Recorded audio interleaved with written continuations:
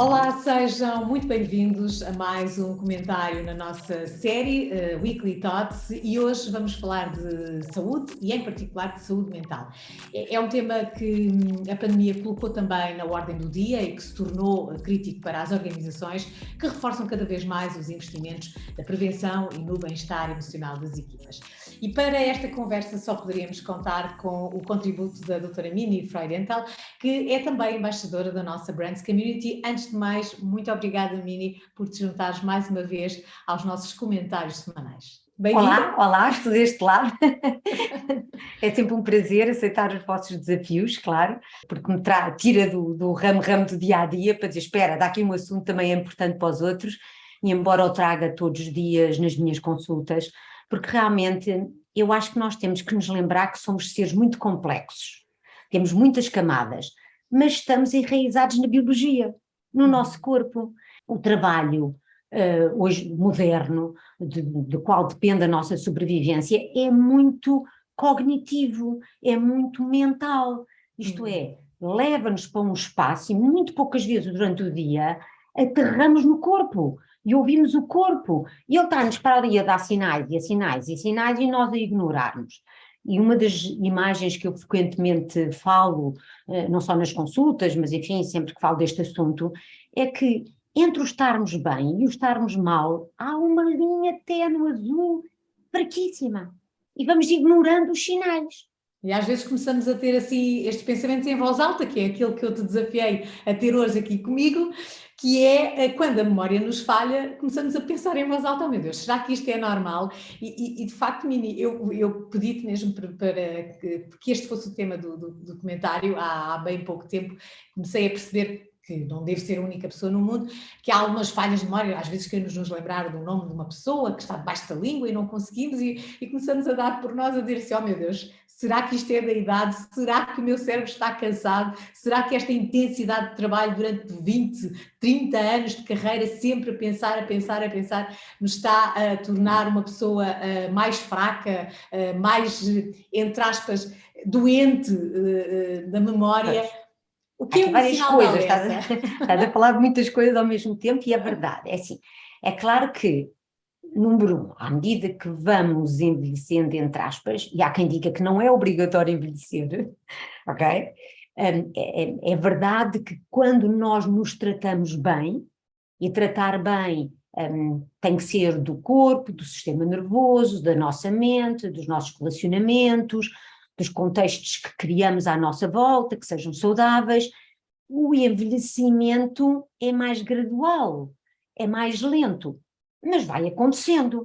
De maneira que uma das coisas, é claro, que é útil é nós, número um, aceitarmos isso e criarmos limites diferentes. Dentro dos limites, a explorarmos bem. Mas vão mudando os limites dos 20 anos para os 50 anos. Mas outra coisa que certamente também já te paraste é que aos 20 anos não tinhas responsabilidades nenhumas. Não tinhas nada na cabeça de pensar. E agora temos 300 mil coisas para pensar. E, falando do contexto, nos últimos anos, este contexto virtual, que já é uma continuação de uma capacidade do nosso cérebro, porque ter ideias é uma capacidade virtual, não é? Que é isso das ideias, senão um mundo já virtual. Essa exigência constante de análise de informação, de estarmos on, veio sobrecarregar uma parte destas dimensões humanas, que é a nossa mente, que depende do nosso cérebro e depende do nosso corpo. Então, não damos atenção ao corpo, ficamos sentados todos os dias, comemos mal, ok? Depois estamos com um fluxo de informação constante no nosso cérebro. Como é que ele pode não estar cansado? Isto é uma das coisas que todos nós temos que dizer, espera, vamos ter que compreender as limitações do cérebro e do nosso sistema para funcionar bem com ele, não é? E vivemos num contexto social de grande competição entre nós, em vez de ser de contribuição. Não é que estamos ali sempre ao máximo, tenho que ser melhor que o outro, etc. O que cria um stress interno brutal. Isto é, tanto nas nossas profissões como nas nossas vidas pessoais. Porque as nossas vidas pessoais, embora estejamos muito mais confortáveis do que qualquer época na história, temos medicamentos para qualquer dor, não temos frio, pelo menos aqui no mundo da paz, não é? E no mundo em que nós vivemos, não estamos nem na Ucrânia, nem vivemos em certos países em África, nem muitos outros sítios do planeta onde não há o conforto que nós temos. Mas vê lá, temos este conforto todo e continuamos a sofrer. É verdade, ok? é verdade. Não é? Há aqui qualquer coisa que não está a bater certo. Mas esta sobrecarga tem vindo a acarretar uma sobrecarga, sobretudo, de uma parte da nossa memória, ok? Que é aquela que começa por sofrer, é aquela que tu estavas a queixar, que é então como é que chama o cão da minha amiga? Okay? E que se chama the working memory, que é a memória de curto prazo. É uma espécie de palco onde a informação que entra, que já tem um primeiro filtro, que é a parte sensorial, até pelas pontas dos dedos tu mudas a informação que vem de fora. Nunca tens acesso à informação crua. Ela entra, passa por aquele filtro sensorial e depois tem 15 a 30 segundos para estar no working memory, onde só podem estar entre 5 a 9 elementos de cada vez. A média é 7. E quantos tens nesse momento? Já tinhas a conversa que estavas a ter com não sei quem, as preocupações que deixaste em casa, tinhas tanta coisa que o nome do cão não está acessível, não é possível. Não entra, não é um elemento que não entra. Eu tenho assim uns casos típicos, como por exemplo há uma flor que é a borragem. Eu nunca me lembrava do nome da flor. E eu tanto teimei, o que é que eu fiz? Dei mais atenção, vi a cor, imaginei a cor, porque quando depois esta memória entra, ela vai passar para a memória de longo prazo. E ela entra através de corredores diferentes, e nós todos temos corredores muito diferentes uns dos outros, usamos mais uns do que outros. Eu, por exemplo, digo muitas vezes, nunca poderia ser advogada porque os livros não têm bonecos. Eu transformo todos os livros que leio em bonecos e em cores, é assim que eu memorizo. Mas é o teu método de memória, não é? De há métodos de memória, claro, e temos vindo a mudar. À medida que vamos compreendendo o cérebro, nós temos vindo a mudar esse método de memória. É que é natural, e depois isto, só mais uma coisa, quer dizer, as coisas entram no tal working memory, e quando essa working memory está sobrecarregada por stress do trabalho ou stress pessoal de casa, ela começa a falhar, ok? E começa a falhar com alguns sintomas, aos quais a gente não dá atenção. E a primeira é a nossa atenção. Okay? A gente começa a ter dificuldade em focar num assunto, dão-nos um trabalho e a gente deixamos de lado, okay? A memória começa a falhar, okay? Mas muitas vezes é mais, por exemplo, mais grave como eu fui ver o artigo. No artigo, sim, pronto. Sim, é que eu te perguntava o que é uma coisa normal, o que é um alerta, não é? Eu não saber onde é que deixei as chaves, outra coisa é nem me lembrar que tinha agarrado nas chaves, nem que tinha saído, nem que tinha nada. Okay? Isso é estruturalmente mais complicado, porque... E isso é um sinal de alarme. Eu lembro-me que eles falavam também do carro. Tu, muitas vezes, quem é que já não entrou com um carro no parque de estacionamento e ficou à procura do carro e já não se lembrava em que piso punha? Agora, outra coisa que eles falavam era que tu... nem te lembras que lá nem te lembrares como é que lá foste parar, não é? Ok, exatamente. Isso é mais grave, como é óbvio. Como nós estamos muito bombardeados por informação e não paramos para codificar a informação, porque ela entra e tem que ser codificada, ok? E tem que ser arrumada. E nós não fazemos isso.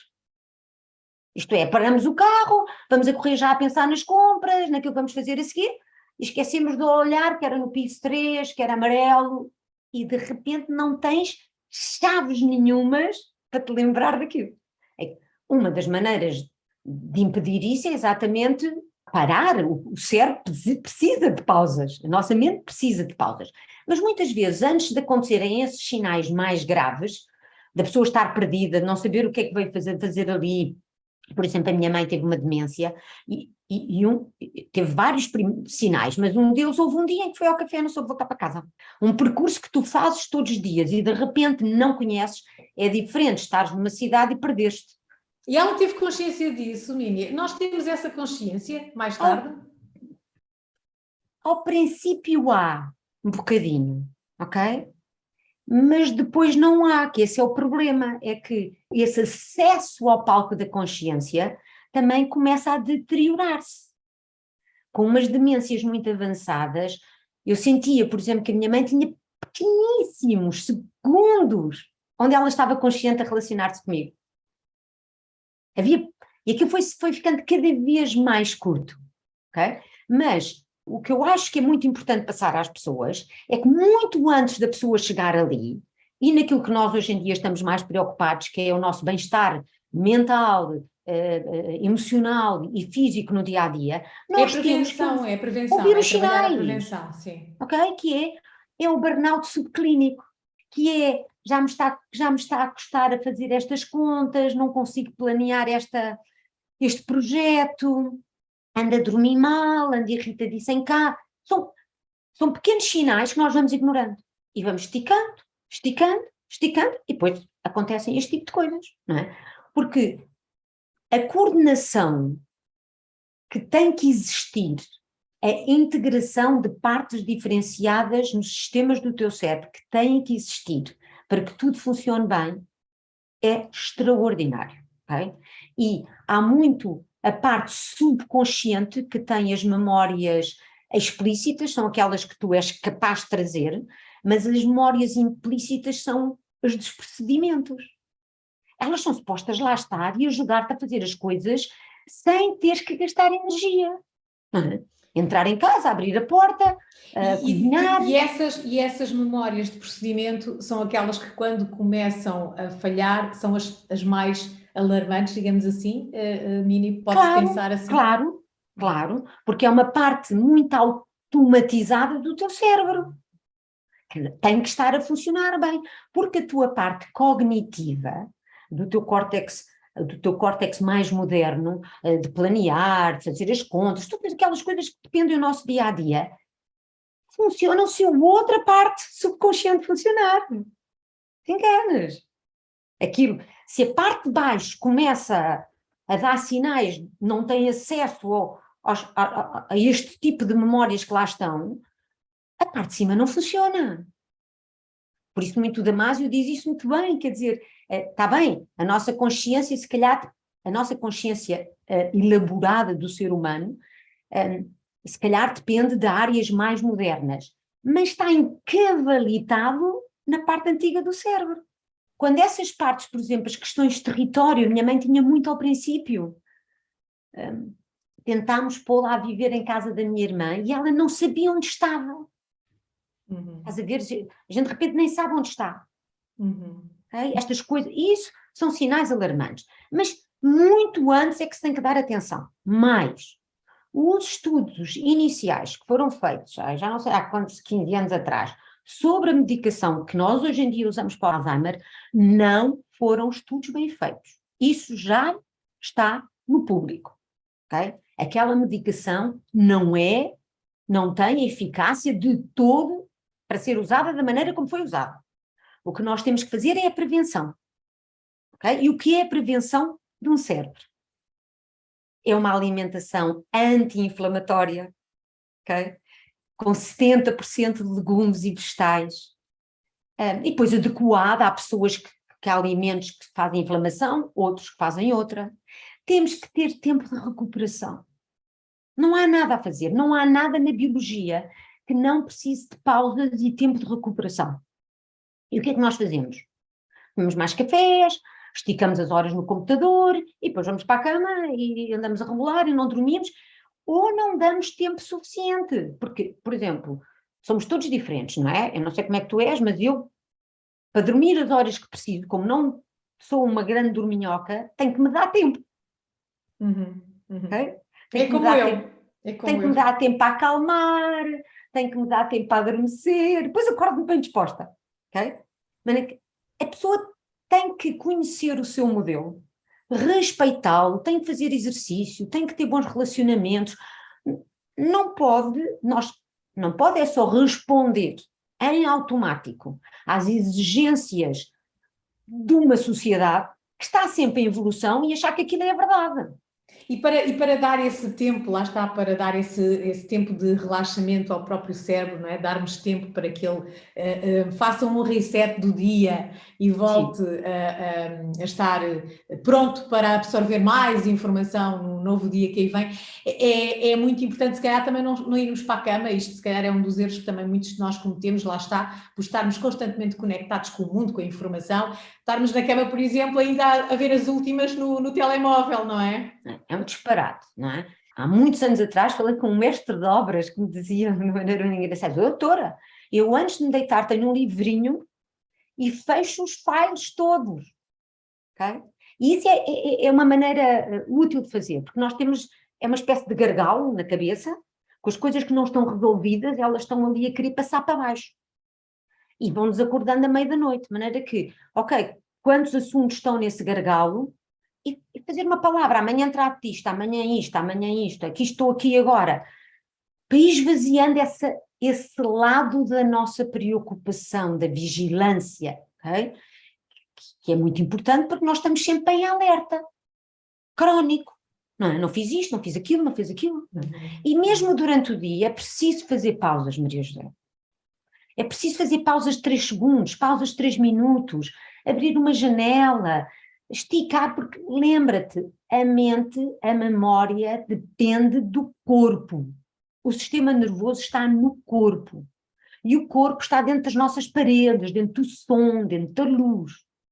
Nós não devemos criar más condições para o cérebro funcionar. Porquê? Porque dependemos do nosso cérebro hoje em dia. Tratar bem o corpo, para mim, respeitar os limites do cérebro, compreender o cérebro. Nós não somos o cérebro, mas somos condicionados por aquilo que o cérebro nos permite. É a mesma coisa que um carro. Se tiver um Porsche é diferente de um Tir, não é? E tem que saber essas diferenças e respeitar, mas e usar bem todas estas coisas que nós falámos aqui. É fundamental. Tomar umas vitaminas de vez em quando, ir ao médico, estar com os amigos, fazer festa, comer bem mesmo nas festas, são tudo coisas que eu acho que podes ajudar. Eu tinha estado aqui a ler muitas coisas para ver se te ajudava com isto, e, por exemplo, um dos primeiros sinais, antes disso, é o sentimento de exaustão, que as pessoas andam cronicamente. Muito antes, às vezes, estarem com problemas de memória, estão exaustos, cansados. E depois vão ao médico, o médico faz análise e não se passa nada. Mas a parte cognitiva, essa parte da memória, já está a dar esse sinal e a pessoa ignora.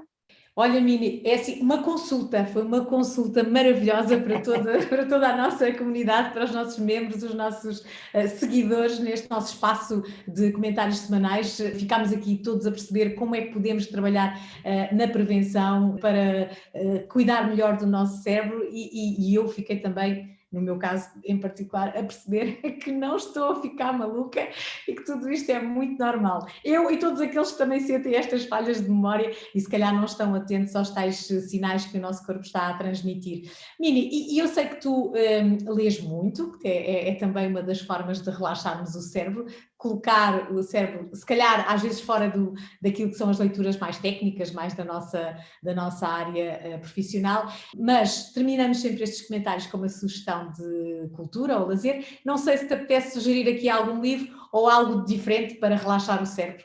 Ia sugerir a teoria dos of the thousand brains. É muito divertido compreender estas novas teorias de como é que o córtex funciona, como é que nós arrumamos as coisas. Ele diz que há um algoritmo no córtex que é como se fosse um guardanapo, todo com o mesmo algoritmo. E é muito divertido ler o livro e compreender isso, e perceber que desde o movimento a nós estarmos curiosos sobre as características das coisas, se é azul, se é macio, não é? Onde é que eu deixei o carro, onde é que eu pus as coisas, ter essa parte sensorial, como é tão importante também para nós arrumarmos a informação na nossa memória e nos nossos mapas de referência e depois termos acesso a elas, claro, no dia a dia. A Theory of a Thousand Brains. Fica aí a sugestão, Mini, muito obrigada por estares Nada, e connosco até uma mais uma destas vez. ocasiões, outra vez. Até breve, obrigada Até pelo teu breve. comentário e pela tua ajuda. Quanto a Tá. si, já sabe que vamos continuar também por aqui com muitos conteúdos originais no nosso Empower Brands Channel e já está disponível um novo episódio da nossa série com a Fátima Lopes, Mudar para Melhor.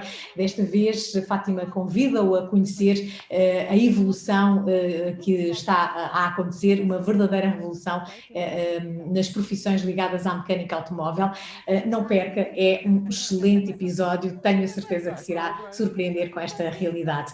Mais uma vez, obrigada, fique bem e não deixe de continuar com o Empower Brands Channel.